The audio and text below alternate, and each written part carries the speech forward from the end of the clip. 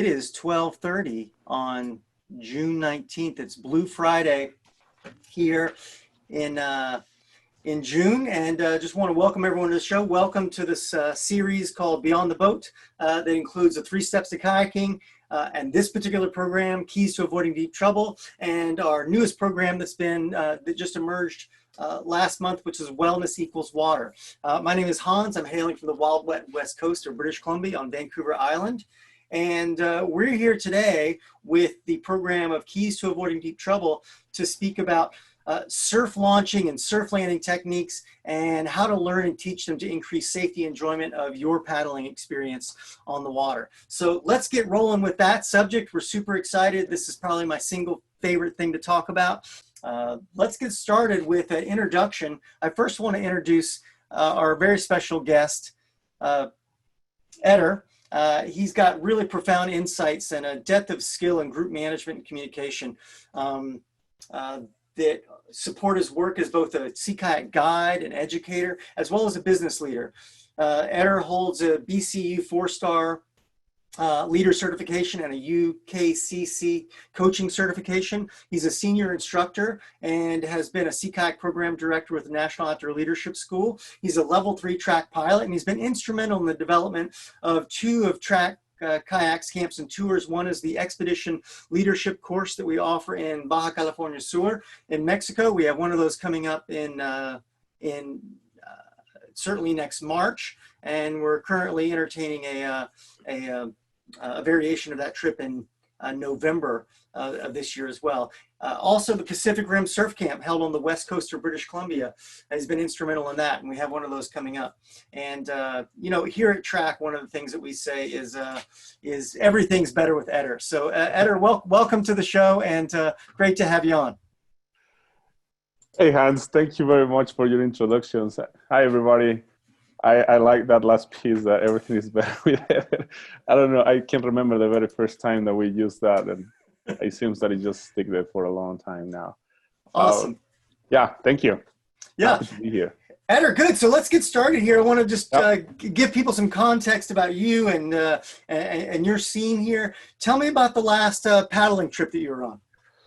Well, considering things these days, the last trip was with Jeff and Kathy. Remember that? Yeah, that was in Baja. It was a beautiful time out there on the Loreto Islands. It was beautiful, gorgeous. Like, we accomplished a lot of things, and I think the group just experienced different environments within the group, like group dynamics, like challenges that we found also on the water, and then we just had fun.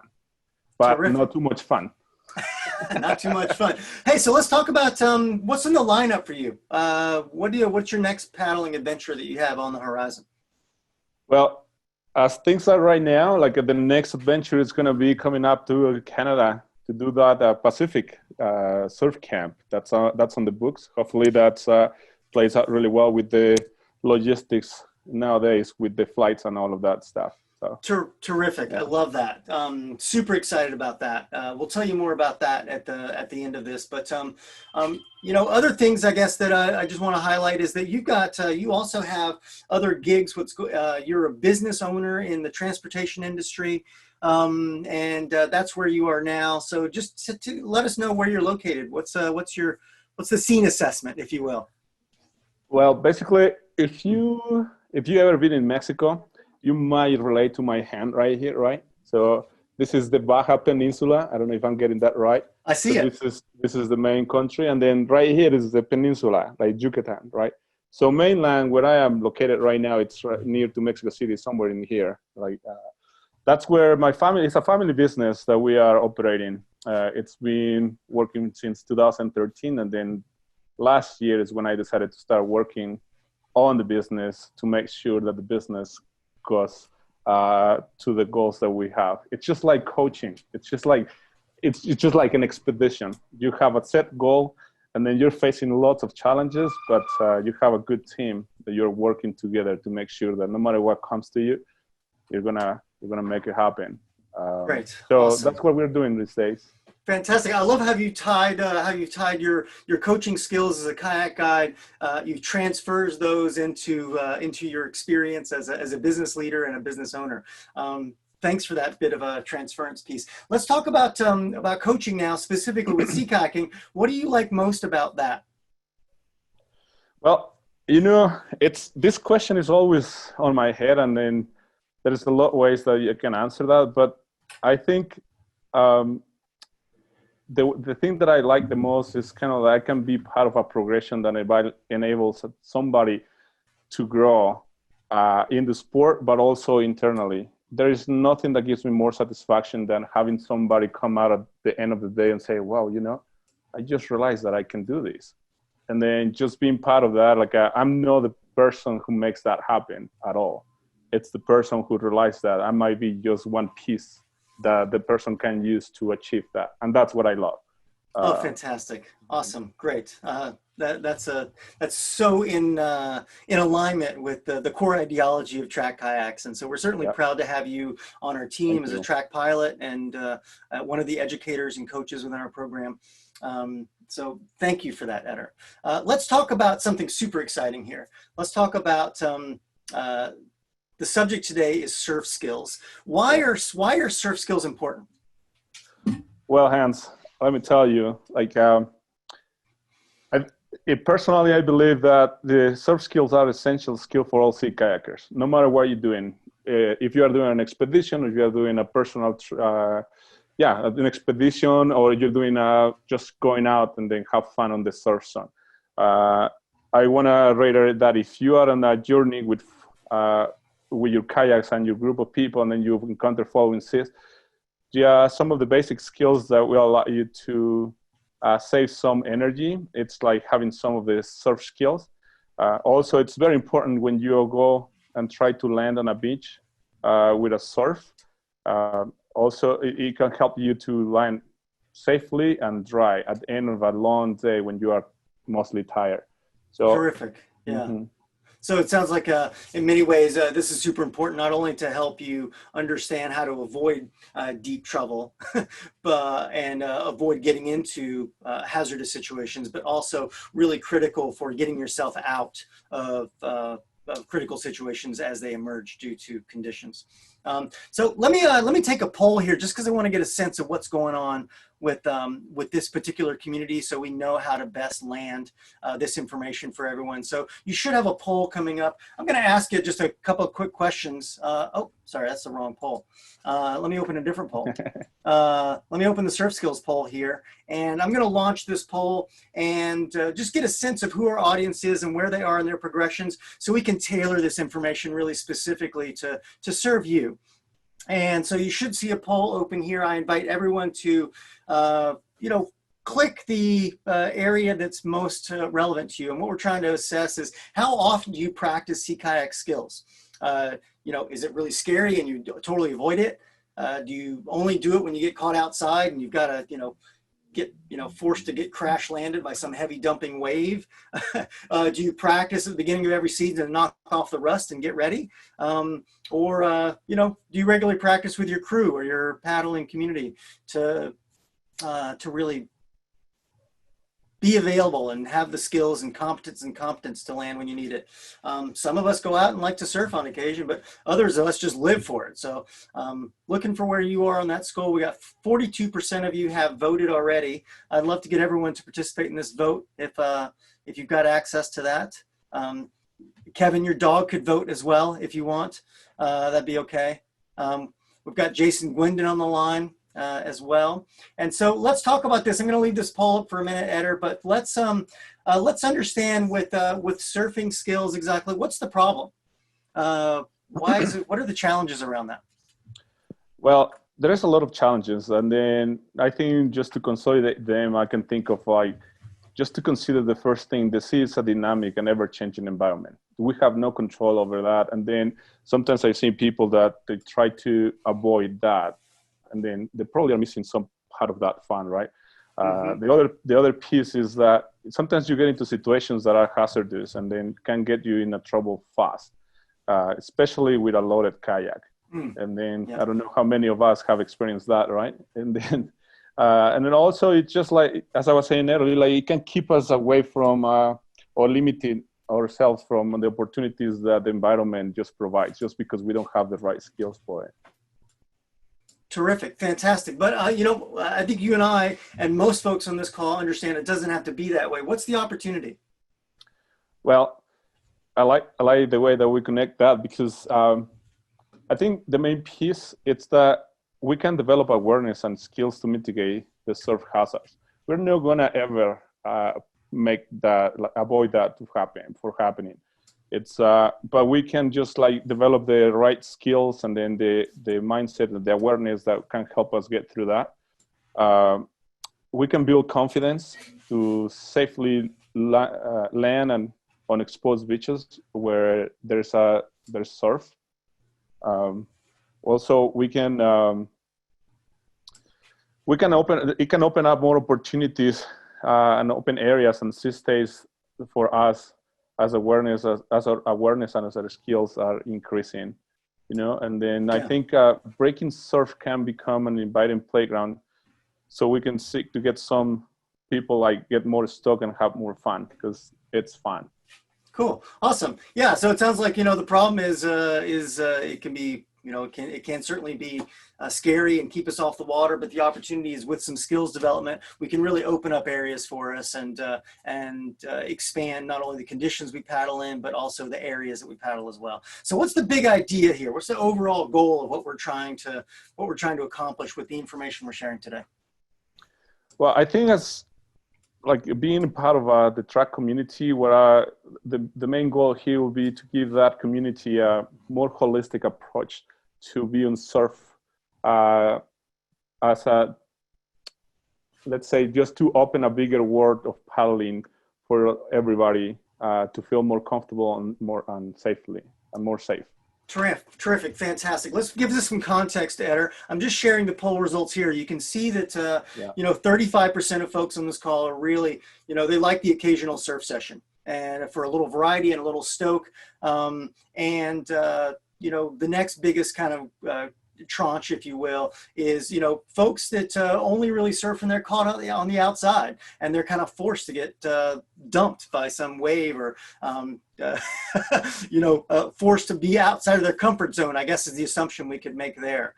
So those are the two leading things in terms of understanding how we can organize this content and this discussion specifically for this audience. So I'm going to stop sharing this one and let's move on to landing this big idea. What are some of the key points that we want to consider here as we talk about surf and surf skills progression?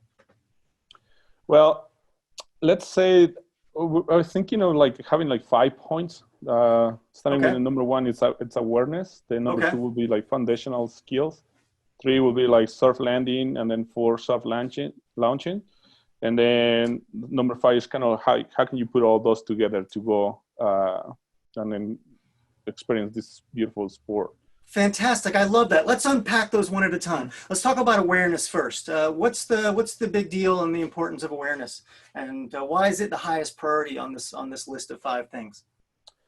You know, just thinking about like the poll that you just put out there, and then just like looking at the answers, I think most of the folks can be like a little anxious when they start seeing that the seas start developing, or you have to come across like for some sort of landing, and then you might not have the skills. And I think, and in the terms of the awareness, there is a lot of factors that come to play. Like there is no the right recipe, but then things that I would like just to like narrow. And then first, I would like to like just mention like we need to be aware of the waves, right? Like the ocean, because like breaking waves can be an objective hazard, right? So things that I like to think about is just like wave mechanics, like frequency, size, circulation, like terrain features, like where am I going to be landing? Where am I paddling through, right? What is, if possible, like what is the bottom sea look like? Wind considerations, see the ocean dynamics. So terrific. All of this, it's just like every single one has like a big component, like you can go and then just dissect them to pieces. So, but I think right now I would like to just invite people to like think about those and research more. Or, but There is also the other piece that is the skill level and sorry, my English is not very good looking. Competency. Thank Competency, you. yeah. Yes, thank you. So looking at basically not only of yourself, but the situational awareness about the competency of those around you as you're considering, you know, the surf situation and when to get on the water or off the water. Yeah, totally. Okay, great. Okay, yeah, so go ahead. Yeah, sorry, I was gonna just tie that out to the mindset, because that is critical. Sometimes we just like think of when we're out on the water and then we just think about ourselves. We don't think about the group. And then when we're just thinking about ourselves, it's either because we don't have the right skills for the situation, or we're just at the edge of it. And then potentially we cannot be part of a group. Or if we are in charge of a group and then the conditions are kind of like bigger than what I experienced, like that's when we narrow ourselves and then we stop thinking about hazards, and then and that can just become a big trouble. Terrific. Fantastic. I get that. So Eder, yeah, I get that. That's a very important piece. And it seems like with awareness, there's a lot of things that we can't really unpack here that are very technical and can be very in-depth conversations and almost a different sort of a presentation on their own. But it sounds like the big picture around awareness is that mindset is critical. And that hazard avoidance should be top of mind and a driving consideration in any engagement, whether voluntary or involuntary with surf skills. And it sounds like what you're pointing to is that the wave or set of waves or the soup zone, the braking zone is the objective hazard and the paddler is the subjective hazard. And that's our relationship with the wave. Did I get all that right? Yes. Fantastic. Okay, so let's move on. Actually, one thing I want to actually just help folks with here, and I want to give you an asset in the chat room. So with regard to awareness, I'm going to put in a link to a passage plan that was developed by TRAK. We use it regularly. And so that passage plan is a tool that you can access, you can download now, and you can use that toward building awareness next time you're going out paddling with regard to conditions and or the site selection that you're using. So I invite you to, use a passage plan, even if you're going out on a day trip or just a training exercise, to just ground your activities in a real situational awareness about what's going on. So a great tip there, Eder. Let's move on to the next thing. Let's move on to the second point you said, which was foundational skills. What's important about the foundational skill set? Yes, I would say that overall, the foundational skills are very important skills that you're performing them all the time. It's just a matter of you being conscious about how and when you can use them, right? And it's not just you can just separate them. It's all come together, especially on the surf zone. And those foundational skills are I'm talking about is forward stroke. You got to make sure that when you are on the surf zone, you're either gonna go, you're gonna try to surf land, or you're gonna go and then just pass the surf zone. There's a different technique that you can use, right, for helping yourself. The reverse stroke or the back paddle. It's kind of it's as crucial as the stern rudder. The back paddle is just you gotta be very aware of when you are gonna surf land, you don't want to be, if you're not in the surf zone for fun, that you just want to get to the surf zone to a safe place, you're gonna identify and you want to make sure that the strokes that you're using are efficient. Back paddle, it's one of those more crucial ones, because when you are right at the break zone trying to reach the shore, you want to make sure that you stop yourself, right? And that is back paddle. I've seen people just not doing an efficient stroke, and then that just it's no good for them, because then the wave just broach them, and then it's when the accidents happen, right? Cool. edge control, it's another skill that you want to be like keeping on mind, especially on the surf zone when everything is moving. You just gotta be one with your boat, and then edging the boat, it's as crucial as like for trying to like maneuver yourself and then just position yourself in the best place so you can safely land. Cool. Speed control and stern rudder. You know, when you go on the surf zone, like you want to be slow, because slow is fast, right? As we said on kayaking. And then the stern rudder is that skill that is going to help you just to keep your boat always perpendicular to the waves. So that way you just like, you're not going to be broached, you're going to be on control of your boat at all time.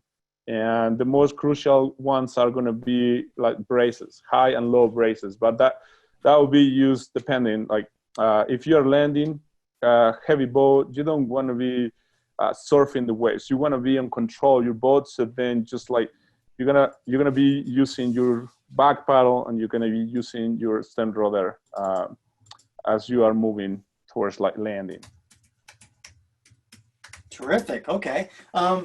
Fantastic. So there's a pretty finite set of foundational skills we really need here. It sounds like you've identified them as the forward stroke, the back paddle, edge control, speed control techniques, and you know, to help you with orientation to the wave, and then the bracing pieces.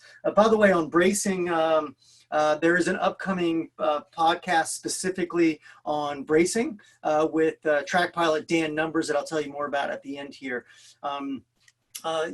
The other thing that I want to just emphasize here, it sounds like you're talking about edge control, Eder, and one of those things that I'll just speak to is, you know, there's a variety of boat manufacturers out there and boat designs. The TRAK happens to have a really hard chine, so a different sort of edge experience than a rounded bottom. Speak a little bit about that, if you will. Yeah, it's something that we've found on the TRAK kayaks on the hard chine is that as we talk about the first and secondary stability, like those boats seems to don't have really good first stability, and then people have this tendency of like freaking out, like feeling uncomfortable when the boat right at the beginning, when you are like putting it on the water and you get on the boat, it's just like it feels like it's gonna capsize. But basically, when you have this type of boat, and then just you can actually shape your boat in a way that you can have it raise up your bow and your stern. That's going to give you a lot of maneuverability.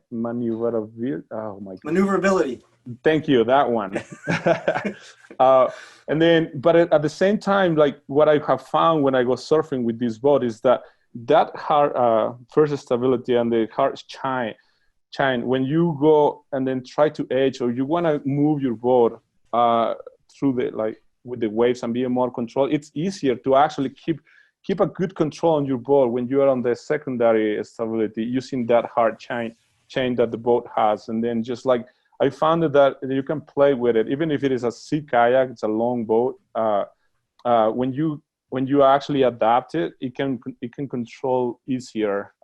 It can give you a better control while on the waves. Terrific, awesome, yeah. So it sounds like really from an edge control, it's particularly with a hard chine boat, is finding that edge, keeping your secondary stability, and carving with it from one side to the other, but always kind of being on edge there is helpful if you happen to have a hard chine boat. And the other thing that you're talking about, it sounds like, is the ability to increase or decrease rocker, which is only applicable really if you have a TRAK kayak, but for other kayakers, you're in a fixed rocker scenario. So, but either way, that edge piece certainly is applicable to any boat design.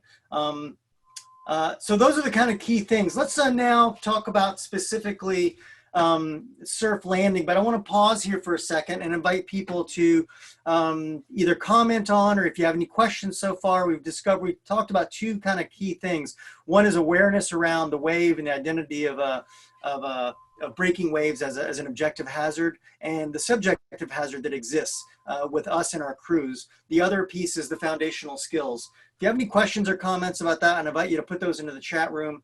While that's happening, let's move in and talk about the most common scenario is the surf landing, reaching the beach. This, of course, can happen to us sometimes involuntarily, and why it's kind of a higher priority for us. Let's unpack that one, Eder. Yeah, Hans, totally. I want to put it in a context where we're a group that we're paddling, and then we have decided that we're going to land, right? So it's a controlled group surf landing. That means that we're not going to surf, right? That needs to be first really clear in our heads. Then I think the first thing that I can think about is scene assessment, just to make sure that where we are intending to land, it's going to be safe for the group that I am with, right? I need to take into consideration every single person, and I need to make sure that that the landing, as much as I can be appropriate for the person, the least skilled person that is on my group, right? Things that I need to think about is just like how does the beach looks like? Is it a rocky beach? Is it a sandy beach? I need to think about like the type of waves. Is it spelling waves? Is it dumping waves? How often are the periods in between? Like I need to just like really think about that. Once I have assessed this, I need to communicate the plan to my group, right? Thinking about like the leadership perspective of it.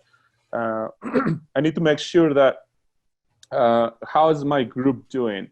Ideally, in different events that I have been or experiences, it's been like with doubles or single kayaks, right?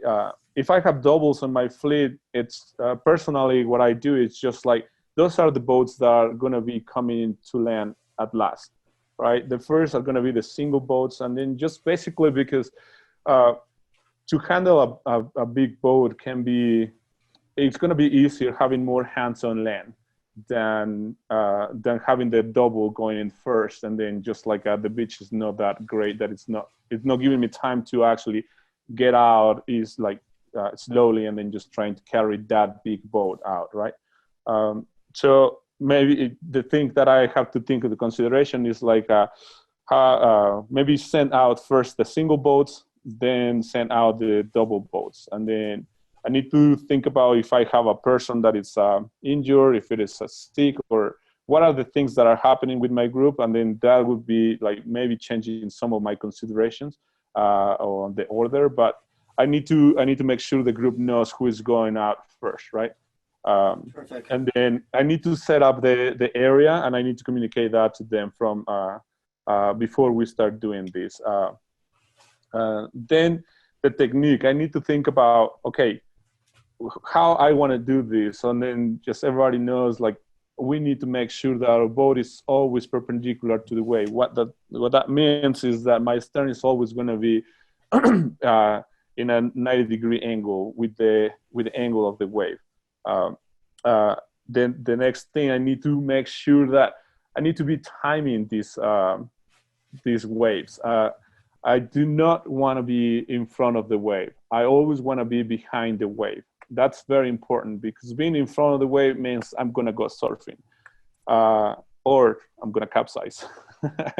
And then going behind the wave means I'm in control of my boat. And that's what we want. Especially if we're on a trip and then we're with a group and our boats are loaded, we want to make sure that a loaded boat is not going to be surfing, because it's a lot of risk right there. And then what I want to think about is on that timing, I want to make sure that I don't have multiple boats on the same line of trouble. I want to make sure that I send one at a time, but at the same time, I need to keep control of my pod that's still on the water. So there is, as you can see, there is like things to consider. We want to have a group, like a group management on the water. That's going to happen behind the surf zone, the break zone, sorry. Then we're going to have a boat that is on traffic, that is going to be going towards land. And then we're going to have, ideally, if I have another paddler that is strong, it's going to probably go out and land first, and then just like have that communication with the group. Cool. Ideally, we took care of the communication, the paddle signals, before we got on the water. Probably the very first date, right? So then I'm going to be sending people out as things are happening. I'm going to have that communication with somebody on shore. And then the important piece here is that everybody has to be focused on the task. Because something that I have seen is people, like, as soon as they land, they're like, okay, I'm safe now, I'm gonna go, and then wander around. And then, but no, you have to be there for your group, right? So that's kind of like a part of it as well on the boat management. And then just the boat control is just using the skills that we talked about earlier, and then essentially back paddle and stern rudder, right? So you can just come to shore, passing the break zone, getting to the sub zone, and then ideally you get to land, and then you're gonna have to get to exit gracefully, because I've seen people that coming out, they just do the hard work, and then at the end, as they're stepping out of the boat, they capsize and they get all wet. And so ideally, it's just like you get out. And then just if you get one leg out, then just keep control of that boat and just get the other one out, and then just like do it gracefully. And if there's some people out, just let people help you. Yeah, fantastic. Thank you for that, Eder. So one of your points is Jeff Berner, TRAK Pilot Jeff Berner's just put in the chat room a link to some paddle communication and hand signals that can be really helpful to expedite what you're talking about. And really, to recap that, surf landings, it sounds like it's really an essential skill because you never know when we're going to be trapped on the outside. And it sounds like your kind of several point process is scene assessment, really developing the game plan, using the appropriate techniques, really acknowledging that timing is everything, and having that situational awareness, as well as the pod management considerations and clear communications, because you're not only managing your own boat, potentially you're managing either as a designated leader or an active follower, the big picture. And then with regard to boat control, really the emphasis is staying in control and taking that all the way to the end, and don't get complacent at the exit so that it can be graceful and safe for everyone. And it sounds like the game isn't over until the whole pod is out of the water, on the beach, and out of the soup zone. Did I get that right? Totally.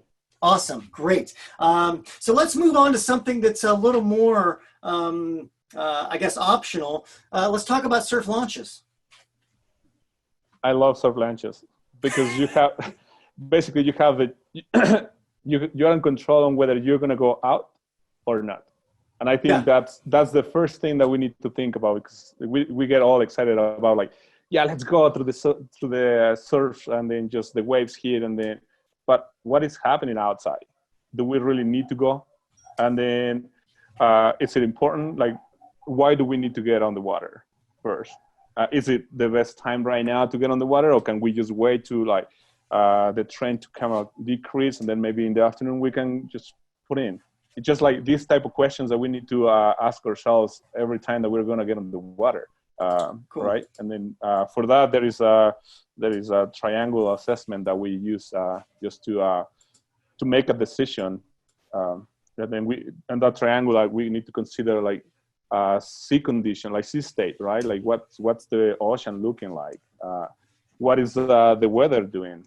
Is it raining? Is it windy? Like is it sunny? Right? Terrain. What is the terrain that we're gonna encounter? We're gonna see. And then the fourth element, it's gonna be human factor. How is everybody doing? Are we in the mental state, like, ready to get out? Physically, are we ready to go out, or do we have somebody that is having an issue? So these things are very important to assess before we are making the decision where to put on the water. Terrific. I put a great tool in the chat box. You're referencing a decision-making triangle, so folks can download a simple tool. It's a PDF. It's a decision-making triangle that really helps you unpack and differentiate the objective hazard from the subjective hazards to help you in your scene assessment and decision-making process for whether or not to either surf launch, meaning to get out there, but also I guess there's two parts of that. Once we're out, are they conditions we want to paddle in? And secondly is, what does the exit look like? Good. So thanks for that reference. And one thing I'll add as well, Eder, just to help set the scene here, and another cool kind of gift for folks that are on this call here is some cool wallpaper for your computer.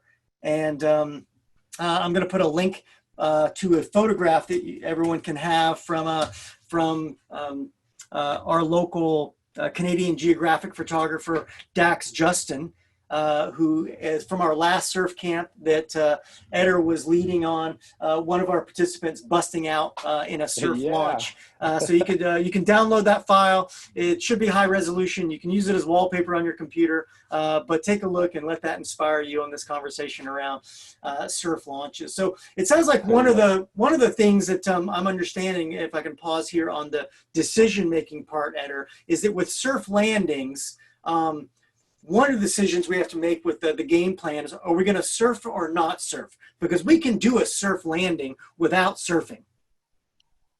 Totally. You got it right there. Or we can do a surf landing and actually catch the wave and ride that energy in. So I think there's a huge decision to make in terms of surf landing when you're on the outside, to surf or not to surf. How are you going to make that happen? Right. They're two very different experiences with a lot more risk exposure. So let's bring that into the decision-making triangle as well. And let's go back to surf launches then, where it's always optional to go out or not. So you've identified so far the scene assessment's critical. The decision-making process has to be laid out. The game plan has got to be clear and really clear communication. What else? Yes, and then I think if the decision after you went through all of this, and then you say, yeah, we're gonna go out because it's the right thing for all of us. Then personally, I would say just have a plan how you want to do this. Sometimes it's easier when you have a group of like-minded and then just a skill level, like the same skill level people that are with you, and then everybody just knows that they need to be part of the group. And then sometimes you don't have to communicate a lot of things. They just like follow through, right? Naturally. But then if you are with new folks, or then just like people that you don't know yet, you just want to make sure that everybody has a vision of what's going to happen, right? Starting from like communicating clearly, like what you want it to look like once you are going to be on the water. But then maybe just like also emphasize like the steps how you want people to be on the water, because sometimes if you have boats that are loaded, you want to make sure that you have the right amount of people, as many people as possible with you moving boats, loaded boats, before they're on the water. Because I've seen a lot of people that just like it takes forever just to get on the water because everybody just took at their own time, and then all of a sudden we have like one person on the on land because their boat just got dry, and then we need to move it.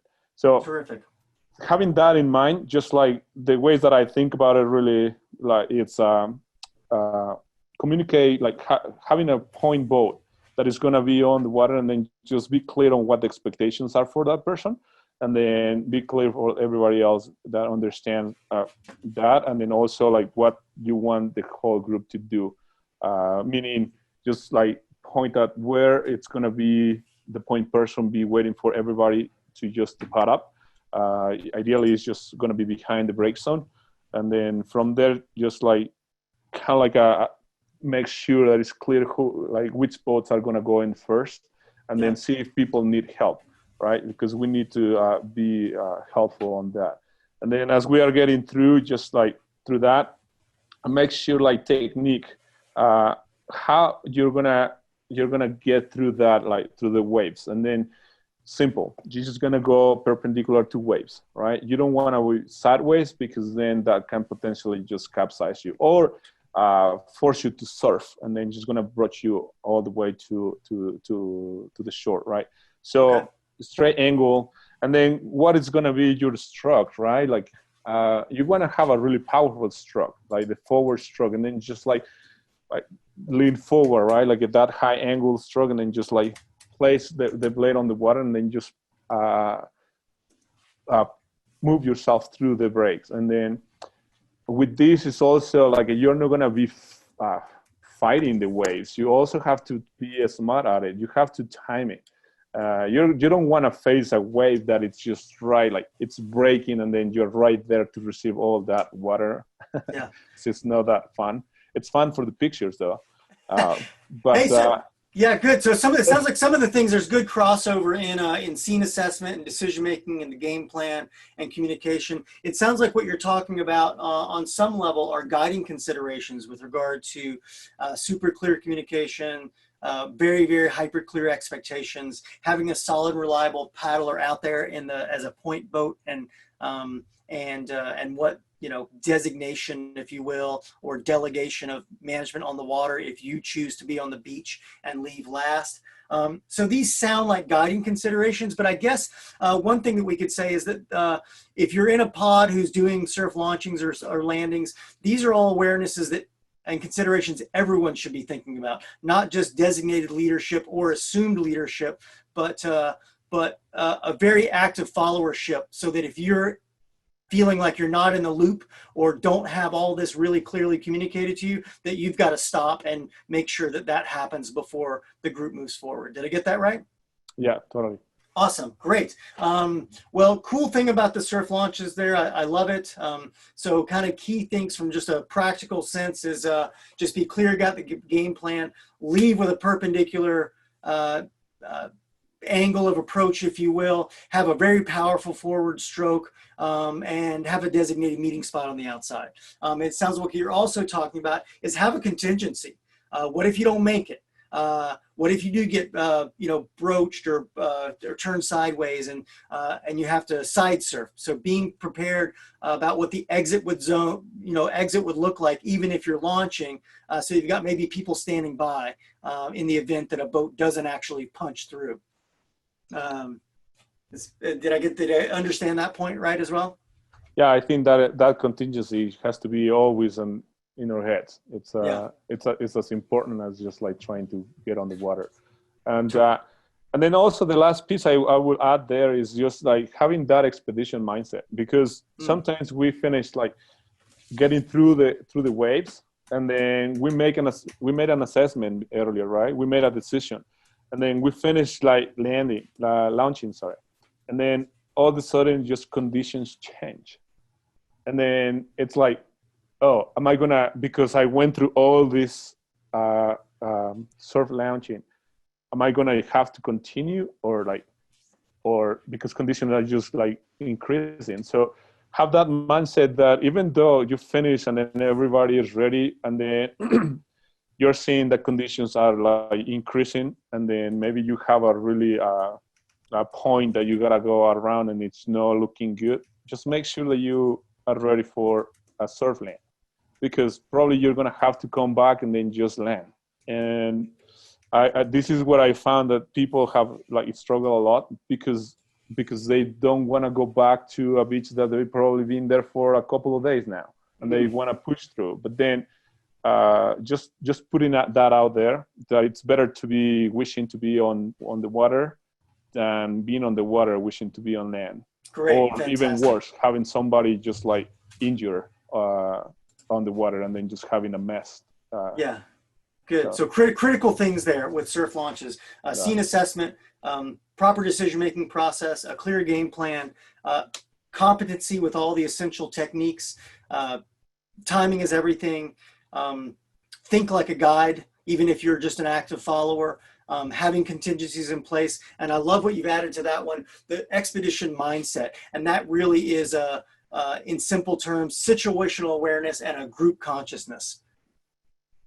That's fantastic. Thanks, Eder. That's super rich. Let's now, you mentioned one other thing, like, tying it all together, which is recreational surfing, and how do we apply that? Let's unpack that one a little bit. That's the super exciting part everybody loves to talk about. Yes. So remember, I was like using all this, the context that I was using all this surf landing, surf launching, it was just on the context of like having a group, like an expedition, right? You have with a bunch of people and then just like having a good time out there, and your boats are loaded, right? And something to consider is that when I'm when I have a loaded boat, I'm not intentionally going to try to go surfing just because it's not going to be that safe. This in the context of like trying to land. On the context of like when you have following seas, sometimes you want to use that energy that the ocean is giving you so you can like travel faster, more efficient, and then just like get to a place and then on the way like you're having some fun, right? But then on the context of like, let's go for a surf session, like intentionally going surfing, right? Yeah. And then that it's a different, it has the same considerations in terms of like skills and foundational skills, but then things that I consider once I'm gonna go out there and then with a group of folks, I just wanna make sure that where is everybody level, comfort level, right? And experience level. If I am with a novice people, I'm gonna try to go and start probably in a level like that it's not gonna challenge them that much, because it could be terrifying experience, and then probably that will be one thing that they will not gonna try to do again. So if you're gonna go surfing and then you have identify the group level and then what people want to accomplish, I always gonna go and think about the site assessment, right? Like what is the place that I want to go surfing at, and then what are the things that I need to consider, like hazards, objective hazards, right? How big are the waves, like rocks, and then just like tight rip tides. Sorry, I'm getting mixed on my English. Yeah. Also, like wind conditions, like, right? So you don't, you're trying to stay in one place, and then in a designated area, and then just intentionally be checking out like where you are at all times, where is your group, and then just like once you have that, and then just have the game plan. Also, you want to make sure you talk to folks, and then just designate the way that you want to be on the water. It's especially when people don't have like that great control of the boats. Sometimes what you find is that people get there's a lot of people trying to ride the same wave, and then you have a capsize, and then you have a garage sale. Everything is everywhere. Everybody is there, and then people are in danger. So you want to make sure that you have a very clear expectation of like how you want to like rotate through the actually surf zone, like the designated area, right? And then with that, I would say once that all of that is clear, then just like make sure you have the right equipment. Just to start checking your boat. You know, like do you have the dry bags? Do you? It's all sealed. Like, is it the right fit? Like the foot pegs, right? Like you have the spur skirt and your paddle, and then once you have gone through all of this, and then you do your check to yourself, and then also just check the everybody else, and then everybody is working together. Then it's it's a matter of how once you are out there, what it's your contingency plan as well. Yeah. Eder, let's back this up a little bit. This is really great, rich content, and it has a little bit of a, you know, I think big picture awareness angle to it. We've got a great question in the chat here. Let's take it to the other end of the continuum. What would be the main thing to learn to surf? How do we do that? How does somebody get into this if they're just wanting to learn how to surf? Oh, perfect. Well, in my experience, and then the way that I think it could be the most efficient way is just having somebody to kind of like coach you through like the most like essential skills, right? You can either go and then experience it yourself, or you can go with somebody that will save you a lot of energy and time by just like learning from that person.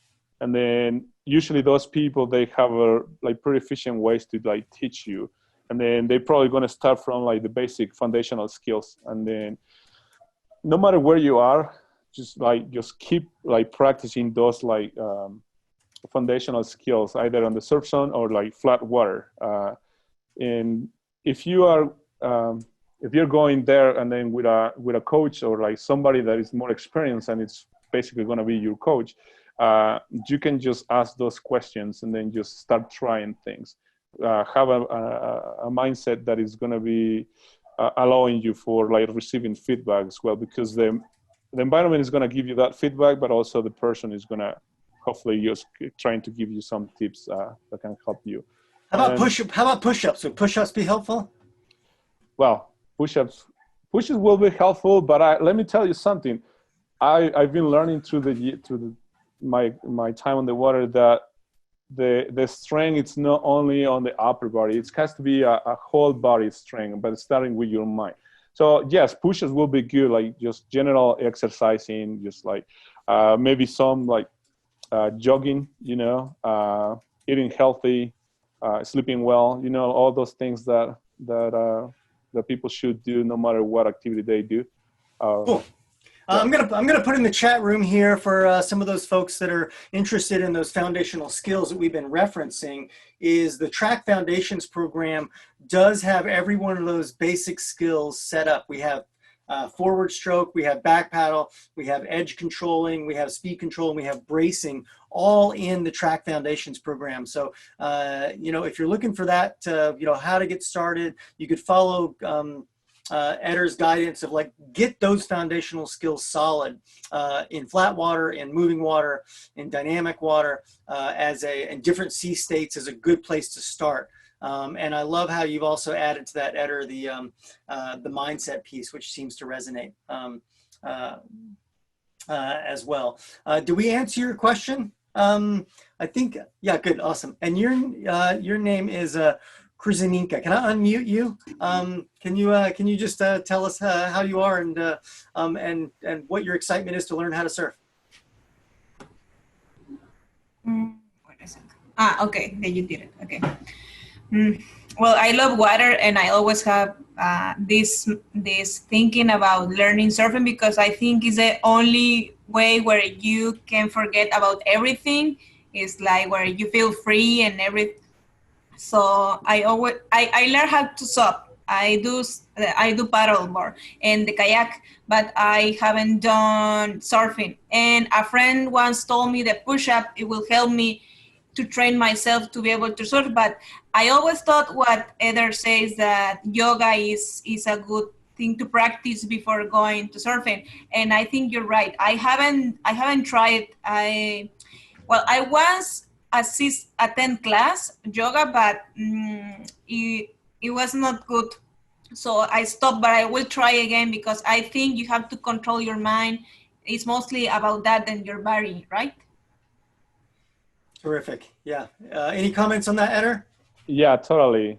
And then I would say that definitely there is a part that it gets applied with your body, right? But if you focus only on one part of your body, it's going to be probably is not that holistic approach. But then the way that you're going to control the boat on the water, especially on the surf zone, is going to be when you actually connect your body with the kayak.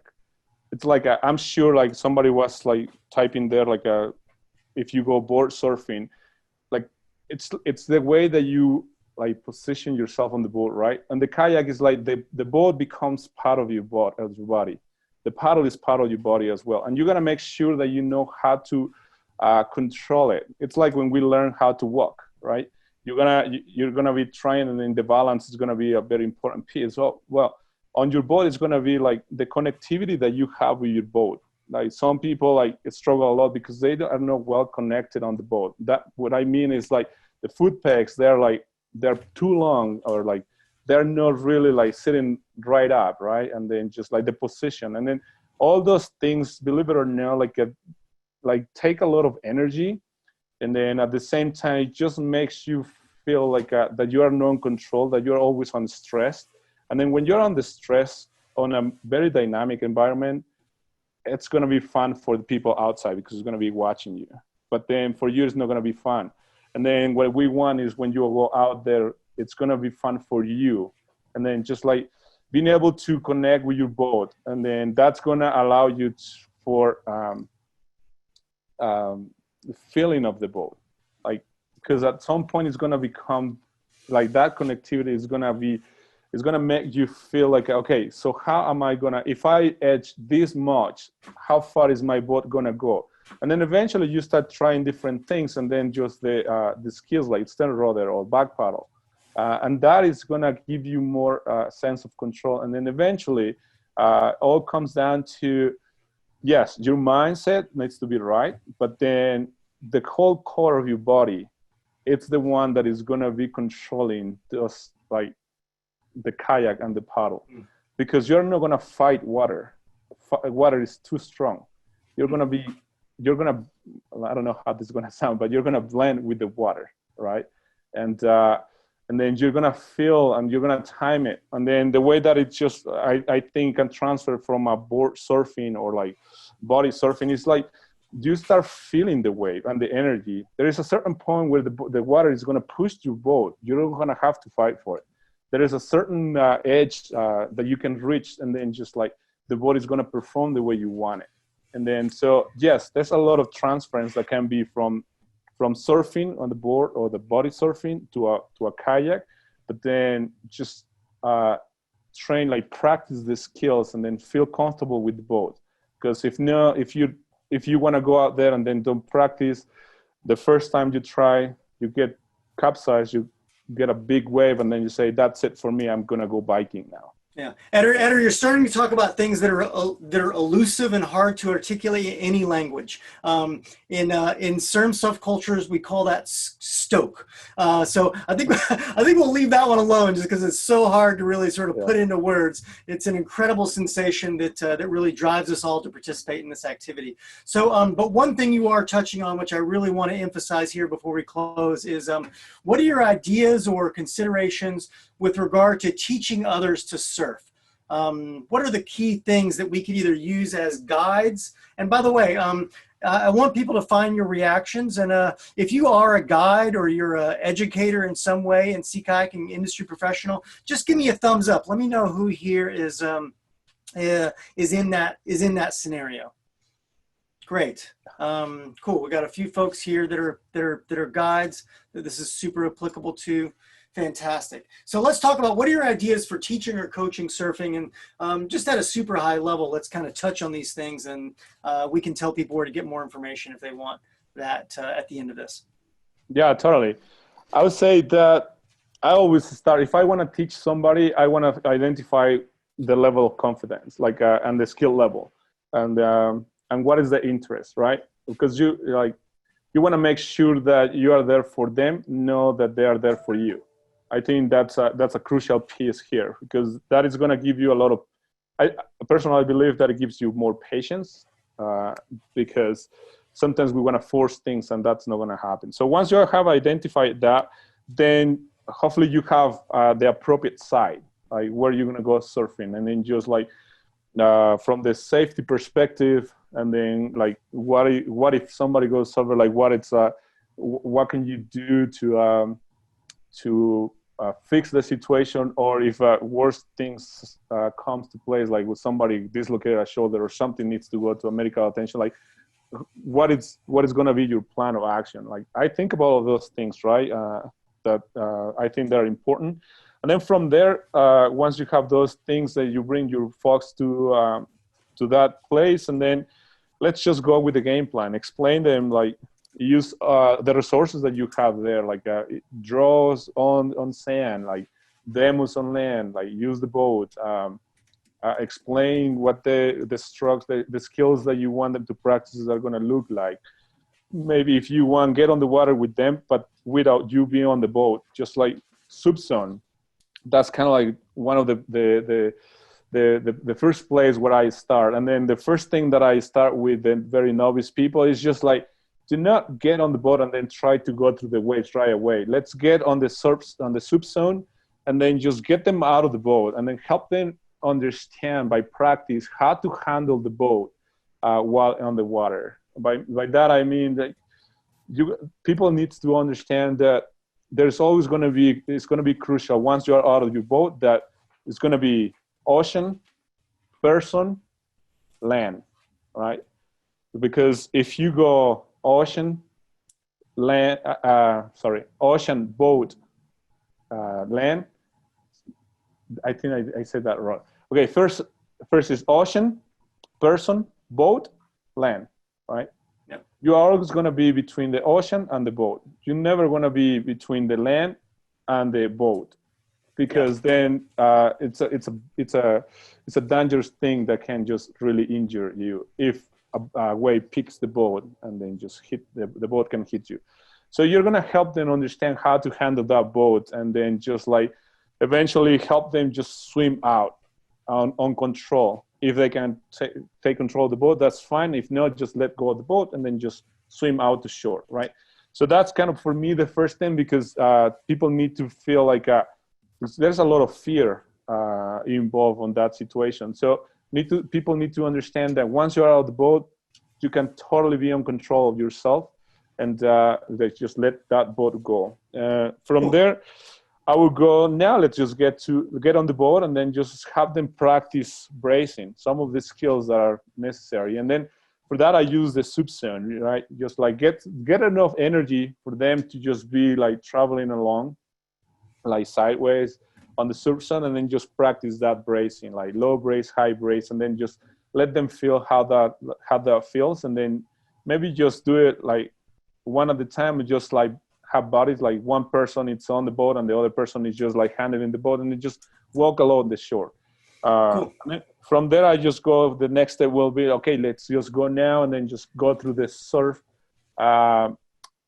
Probably have them few seconds, just like holding position, so they feel how the waves are feeling, how they pass through on the bottom of the boat, and then how they're in control. And eventually just ask them to go all the way out to the safe zone, and then just turn around and come back. On the way back, have them have a controlled surf landing, meaning have them always coming behind the waves. Like teach them how to like stop and then let the wave pass them, and then just they can paddle behind the wave. And then so this thing, sometimes it's like for people are like that really want to just go surfing, can be a little like tedious. But believe me, it's very useful for folks to actually practice that at least once, so they have a feeling. Yeah. And then after that, just like make sure you have a plan, get them out on the water, because they're there for like to have fun, right? So then just like get them out, and then just tell them the game plan, how the transit is gonna be, what it's gonna happen if somebody capsized while on the surf zone, and then just like have them go like through like the loop, and then just practice, be with them. Sometimes for folks, it's useful for like to have somebody on the controlled surf landing, like have another boat like be next to them all the way to the landing. And then those are little things that you can be like putting into practice for everybody, or then just for the folks that you are like observing that they really need a little bit more extra coaching. Try to make sure that you adapt to the situation, and then use everybody else as a resource as well. You don't have to do it all yourself. Mm-hmm. Just get people engaged, and then that's gonna. It's a short way that I'm trying to explain like how I perceive like the sessions for novice people. Yeah. So at the end of the day, the goal would be that folks, at least they ideally they rode a wave, you know, they were in control, and then they have that happy face, that accomplishment, that, you know, like going from nowhere, like no experience, to actually potentially have surfed the first wave. And then just like be aware that can be very you can create addiction on people, because surfing is very addictive. There we are, talking about stoke again. Hey, yeah. So Eder, I love how you've broken that down really specifically. The same idea of choosing your setting appropriately. I love how you lead with the same way we lead with any kayaking skill. Like, you know, you get them in the boat. If they've never been in a boat, you get a wet exit first, right? You do the worst case scenario so they can relax into the learning, because they've already experienced what the worst case thing is. I love how you just put them out there, let them exit, let them swim in. You identified best practices about how to, you know, keep yourself on the seaward side of any kind of boat in a surf situation.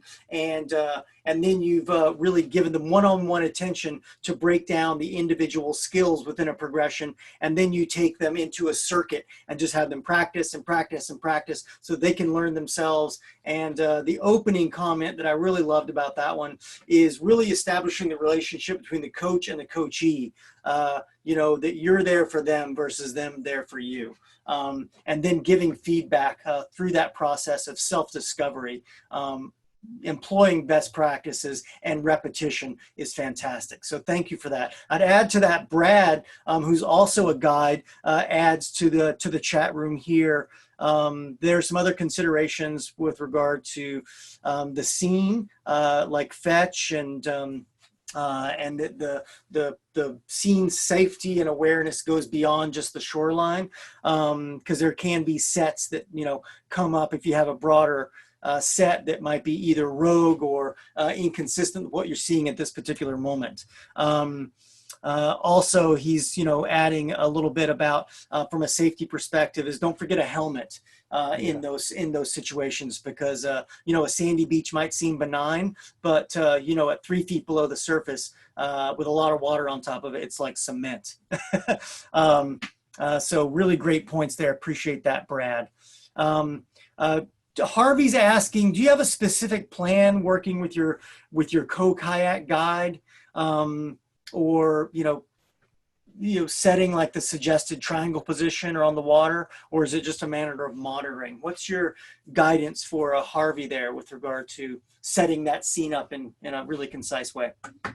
Is this for the surf zone, like going for like trying to play on the surf zone, or for a surf landing?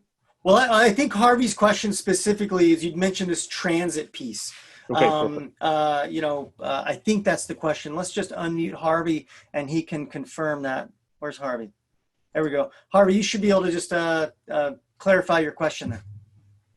Yes, I think both. If you can give suggestions for both scenario. Totally. So Harvey, what you want to know is, you know, A, what does that transit look like? And B, what is the relationship between two possible guides in that scenario? Well, I think, again, what's the question again? Sorry. The question is about you mentioned it's called the triangle. You're talking about the decision-making process or the transit that we set up for practicing? Yes, it's both. I think I like to listen both transit, if it's like a set, like a organized setup surf activity with Sure. working with your co-guide. If you're going to do like do you really plan for that like working in the water with your co-guide, doing Sure. that surf ski activities, things like that? Great. How do you do that? I mean, Harvey, yeah. I think I get that. Thank you for that question. And what comes to mind for me, Eder, is at the Pacific Rim Surf Camp that we do annually, is after we've established that everyone has the basic skills, we've given one-on-one, we've had some experience with the water. One of the things that we set up on that beach is we choose an appropriate beach for this, and we set up that that four-way transit to cycle people through. Why don't you just speak, you know, at a very high level and very quickly as to what that is and how to set that up? Yeah. So Harvey, I think the things that can come into my mind right now, it's you want to make sure that that you have at least one paddler that has the right skills to help you if you are not going to be the one on the water, like at the break behind the break zone. What I mean is that you have to designate an area where people are going to have to be like standing by to take turns to come and then start surfing those waves, right? So you at least want to have that one person that is going to be in that area, and it's the ideally is going to have one way to communicate with you, especially if you are either on land or you are also just like surfing with the group, especially if you are coaching one-on-one somebody trying to like get some of those waves, right? So ideally for me, it's just like you set up. It's kind of like a big square, if you will.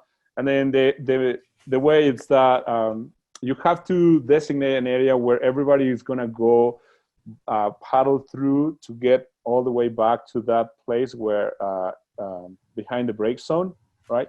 And then it can be either on the right, on the left side. So you're gonna be doing this shape, kind of like square, starting being on the back, and then the center area, it's gonna be designated area for surfing. So that's when you have the kayaker taking the waves. So you want to make sure that everybody understands that, because if you have somebody on that area, like at the surf area, everybody else has to stop until that person is out of that zone, because you want to make sure that nobody is going to crash onto anybody else, right? So that's kind of like the big picture for that. That communication needs to be very clear. Ideally, you have radios, right? If no, you have gone over the paddle signals, right? Mm-hmm. And if you are doing the same, like if you are trying to do a surf landing on an expedition, and then you have a group of people, you have to have also a designated person. If it's going to be yourself, it's going to be holding the pod, like the position, and the other person, you co-leader, it's going to be probably the first person that is going to go and land, because that person, it's going to try to designate, and then first it's going to confirm that it's a safe place for landing, right? And then from there, like if that's the right place, you start like sending people, and the communication needs to be from that person on land to the person on the pod, and then the person on the pod is going to be managing like the turns, and then just helping folks stay together in the place where they have to be, and moving them away from hazard, if any, and then also like sending this person one at a time.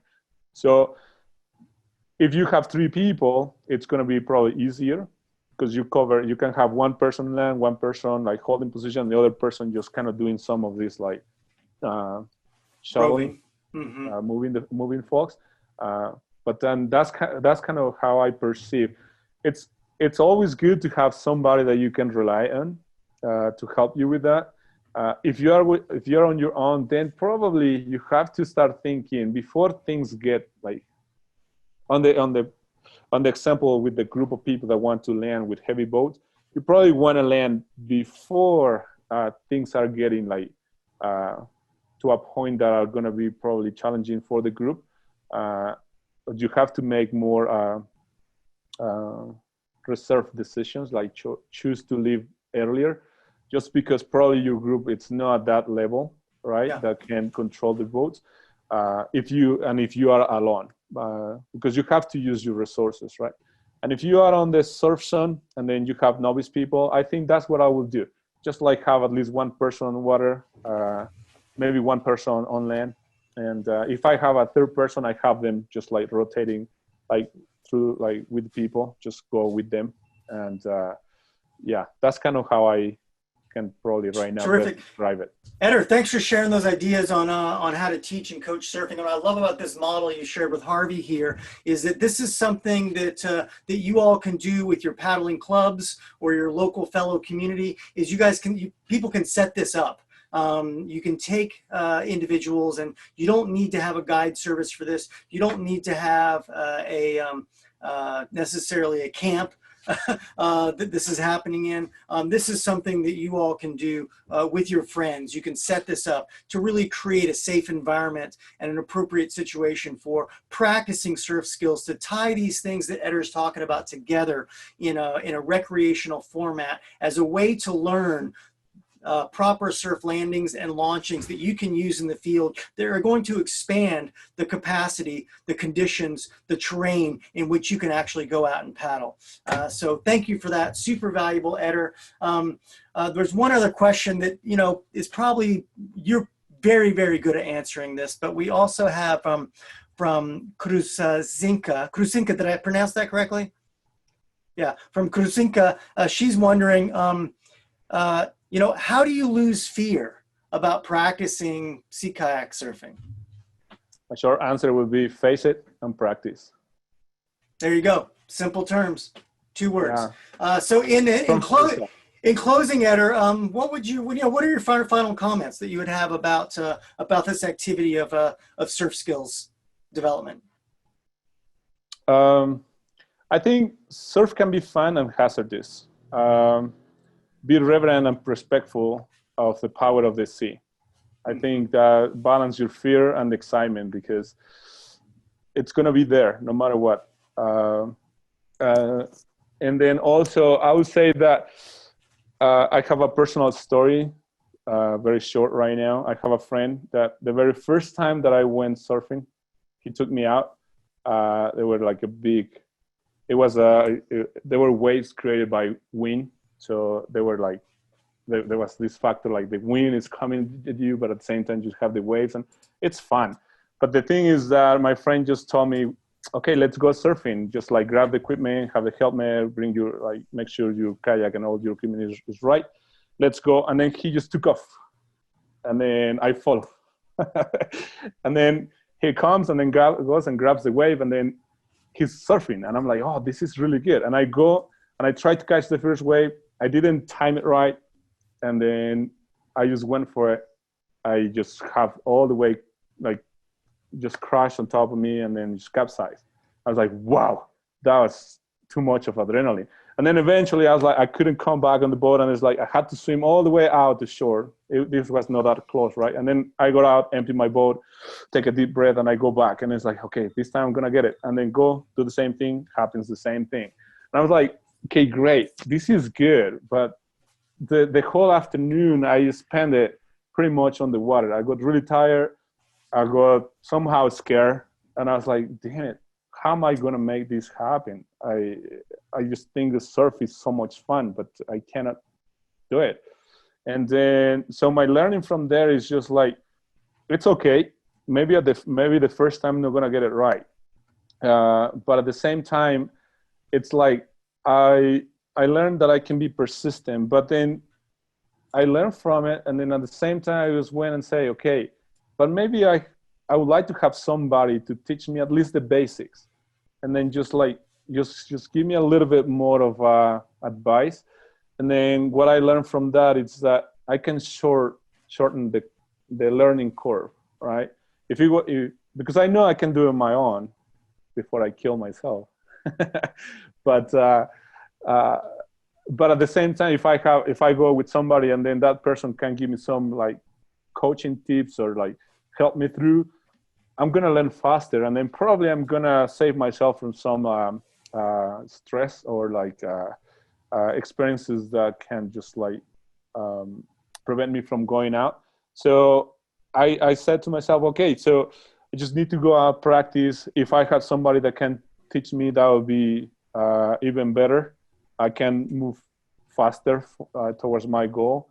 And but then just made the decision to go and do it. So, and then just like learn that surf, it's fun, it's hazardous, but then just learning how to deal with that, it's gonna take me places. And then nowadays I've been in different places, and I've been surfing different type of waves. And I'm not saying that I'm the expert. I know that I know more than before, but I'm always looking for more experiences and learning from people, because there is a bunch of folks out there that know a lot and that I can learn from. So, Eder, thank you for your humbleness. And I love how in those final comments you've answered another way of Krasinka's question, which is that that physiologically fear and excitement are the same thing. They feel the same way. They look the same way. They show up the same way. So understanding the balance, what here is fear and what here is excitement, can help break down some of that fear as well. At least labeling exactly what it is can be helpful. We've got a couple of comments from the side here. We've got Nolan chiming in, just I think also acknowledging your suggestion for reverence and respect are really important things to take on in general, not just in the ocean. So there's incredible transference between between sea kayak surf skills and life.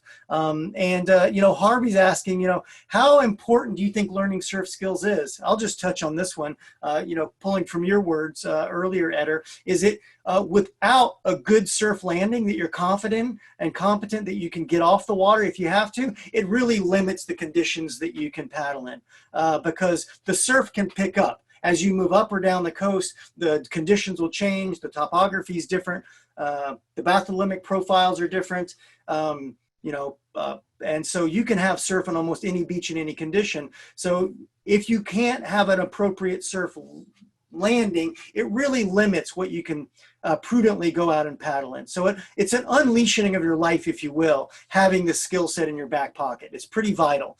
The other question that I'm hearing is the ability to roll the kayak required, helpful, not relevant? Willie, to answer that question, I think I'm on the same page as Eder here, is that, it's not required. Some sort of self-rescue is required. It could be the cowboy scramble, it could be a paddle float rescue, but whatever it's got to be fast enough that can happen between waves, if you will, or at least between big sets. And so, to follow up to Eder's story, had he had a role in that scenario, it wouldn't have been as tired and he would have lasted longer. So a roll is super helpful, but not required. What is required is that you have some sort of self-rescue technique in your back pocket, some plan, and that you practice that incrementally in the kind of conditions you'll be in the soup zone. So, Willie's like, cowboy scramble between no waves? Impossible. It's true. It's pretty impossible. You got to be either really fast or you got to have a way to get out of there. But knowing that it's the working knowledge of that. It's different than your cowboy scramble that happens on flat water isn't really a directly transferable skill to that condition. So, Brad's also emphasizing the paddling as a metaphor for life. I love that. So, Eder, thanks for those closing comments. You and I are teaching in September. We've got the Pacific Rim Surf Camp coming up. It's scheduled for September 10th through 14th. There are 5 spots available. So if anyone's interested in that, I'm going to put the link to that in the chat room. It is available to explore if that's something that interests you. If you want to accelerate your skills development for that, we've got a number of people on this call that have been in that setting. Curtis Herring, Steve Bruckner, to name a few. So that's one option for you. What else would you invite people to do on their own to really take this to the next level? I would say that try to figure out who is excited about it, and then try to find like-minded people that are either they're experienced paddlers or they want to learn. And then if you go out with experienced paddlers, just try to learn as much as possible from them. Be as an open book as possible, so they can know where you are at, and then just try things, but always try them, making sure you are safe, right? Embrace the surf. Find mentors to learn the techniques from. Maybe get a coach. Maybe I don't know. Your best friend is a paddler, and you want to get to learn more about it. Get out and practice on the water, especially the foundational skills. If you're on your own, you don't have to go on your own to the surf zone, but you can go out on flat, I would say flat or mellow conditions where you feel comfortable, and then just practice some of those skills that we talked about earlier. So the more you do it, the better you feel, the more comfortable you get with your boat, and then eventually all that is going to pay off, because the surf is where all skills come together. Nice. And then that's the beauty of it. Fantastic. Wow, beautiful closing statement there. And invitation, Eder, to get out there. It is all learnable. And just like anything in life, a good coach helps. So Eder, thank you for your time. Thank you for your generous sharing of your knowledge and excitement about surf. How do people get in touch with you if they have other questions, or they want to hire you as a guide or as a business coach? How do folks get in touch with you? Well, there is unless you are in Mexico. If you are in Mexico, you can come and visit. If no, if you want to come and visit, that's fine. You're welcome. But I have an email address that you can get a hold of me. Okay. Also, I can give you a phone number if you would like to do WhatsApp or anything like that. Eder, I'll just put your email address in Perfect. the chat room here so folks can access that if they want to contact you. And once again, I will say that there are 5 spots left on the Pacific Rim Surf Camp if you want to get coached by specifically by Eder and the supporting team of pilots that are going to be working that trip. I will put that link once again in the chat space there. So that's the Pacific Rim Surf Camp, September 10 through 14.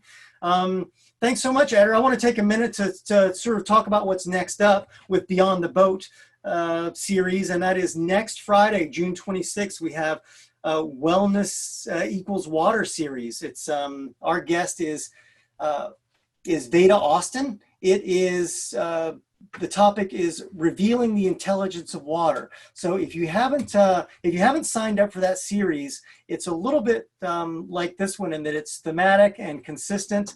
I'm going to put the title and the registration page in the chat box. I invite everyone to sign up for the Wellness Equals Water. If you are signed up for that series and you haven't done it yet, the registration link for that is also in the chat room below. Look for that registration link. It's the Zoom meeting registration.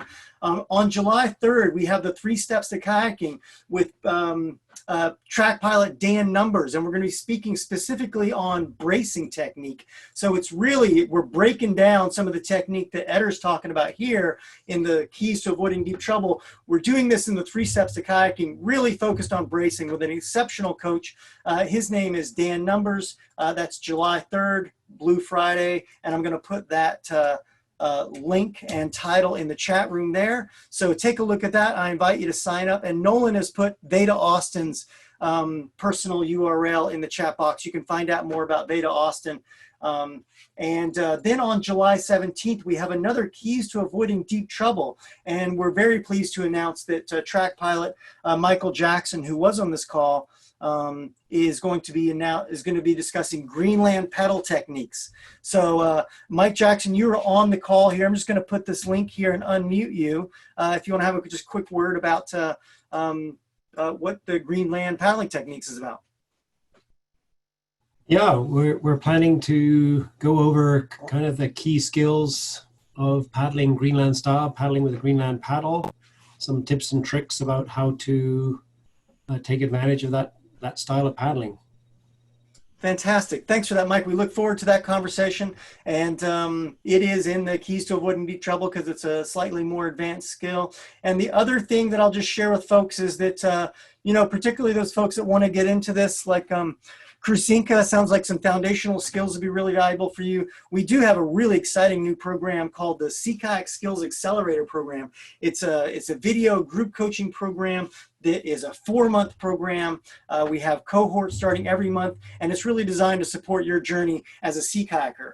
And it is a new way of do-it-yourself, along with our Foundations program and a really highly skilled, qualified coach that walks you through that learning progression, that has peer accountability with a cohort, has an online learning forum for your questions and answers and immediate responsiveness, and a place to share your wins. And that all happens really consistently in parallel with the Skills Foundation. So I'm going to put a link to that here as well, where you can sign up for that. It's an incredibly value-packed experience where you get to connect with other paddlers, either with a TRAK or without a TRAK. So that's just some things that are coming up with Beyond the Boat. I want to thank everyone for your time and your participation in this call.